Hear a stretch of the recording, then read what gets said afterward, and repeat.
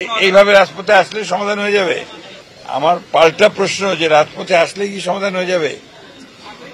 আমরা এখন পর্যন্ত সবচেয়ে বড় রাজনৈতিক দল, এর কোনো সন্দেহ নেই।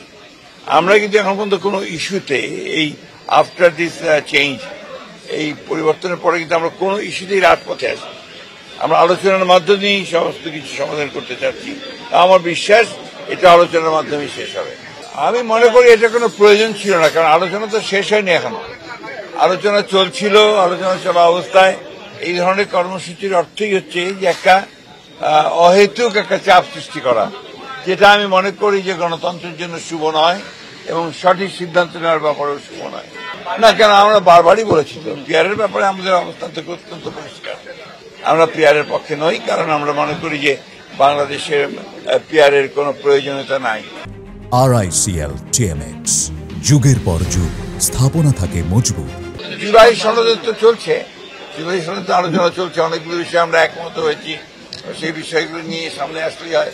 একটা জিনিস যেটা খুব পরিষ্কারভাবে আমি মনে করি যে এখানে যেটাই করা হোক সেটা জনগণের সমর্থনটা হচ্ছে সবচেয়ে বড় প্রয়োজন।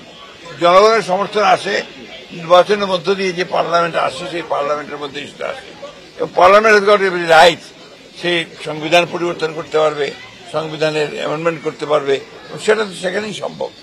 এই ব্যাপারে আমাদের বক্তব্য আমরা খুব পরিষ্কার করে আগেও বলেছি, এখনো বলছি যে আমরা কোন রাজনৈতিক দলকে নিষিদ্ধ করার পক্ষে নই।